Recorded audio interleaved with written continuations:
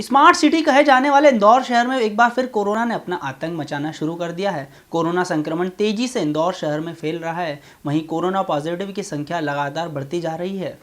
Smart city कहे जाने वाले इंदौर शहर में एक बार फिर कोरोना ने अपना आतंक मचाना शुरू कर दिया है। कोरोना संक्रमण तेजी से इंदौर शहर में फैल रहा है।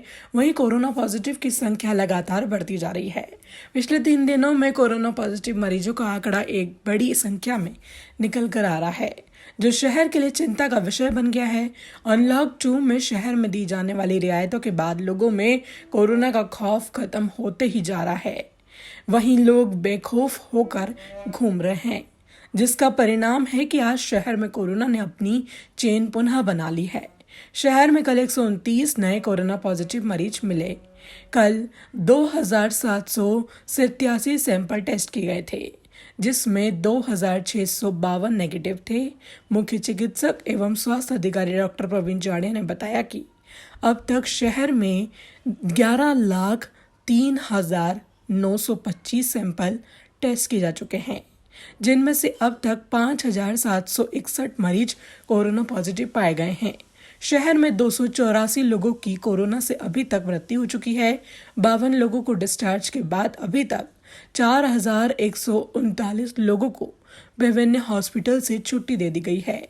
जिले में अब 1,338 कोरोना पॉजिटिव मरीजों का अभी भी उपचार चल रहा है, जबकि विभिन्न क्वारंटाइन सेंटरों से 4,853 लोगों को छुट्टी दे दी गई है।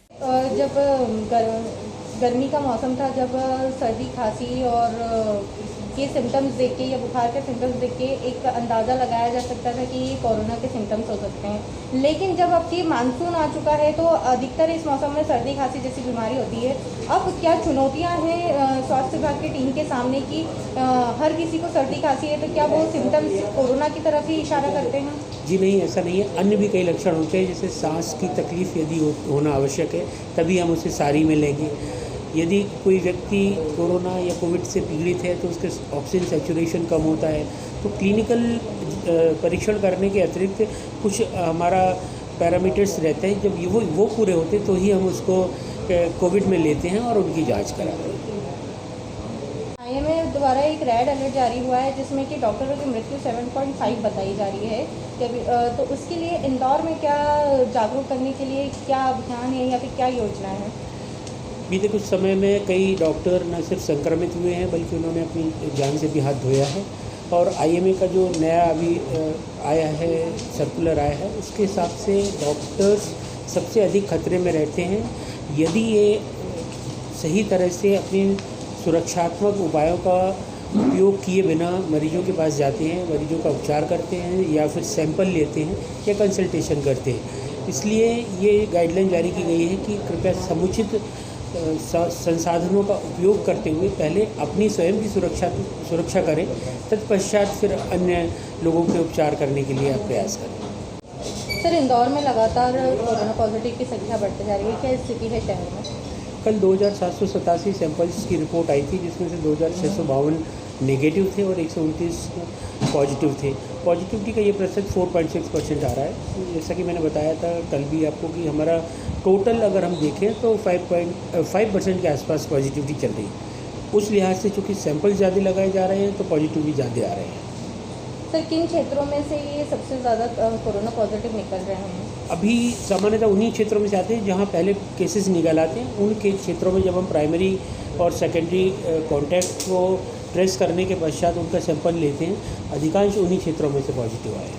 लेकिन सर, जब लॉकडाउन लगा हुआ था, जब भी सर्वे किया जा रहा था और जो फर्स्ट कॉन्टैक्ट और सेकंड कॉन्टैक्ट है उसके बारे में आसानी से पता पड़ सकता था। लेकिन अब जबकि अनलॉक हुआ है शहर और काफ़ी मात्रा में आवागमन हुआ है, तो इसके चलते कॉन्टैक्ट ट्रेसिंग में कोई प्रॉब्लम आ रही है सर? बिल्कुल सही कहा आपने।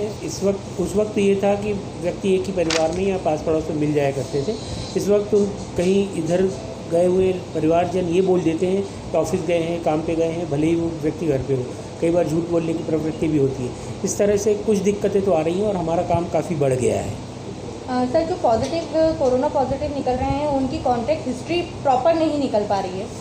प्रॉपर तो निकलती है, पर उसमें कुछ लोग छूट जाते हैं और उन लोगों को इंक्लूड करने के लिए हमें पुनः जाना पड़ता है या बार बार प्रयास करने पड़ते हैं। लगातार अभी कुछ 4-5 दिनों से 100 से ऊपर केसेस निकल रहे हैं, तो इस बीच में जो सुपर स्पेशलिस्ट अस्पताल की बात की जा रही है तो उसमें कितने बेड्स की क्षमता है?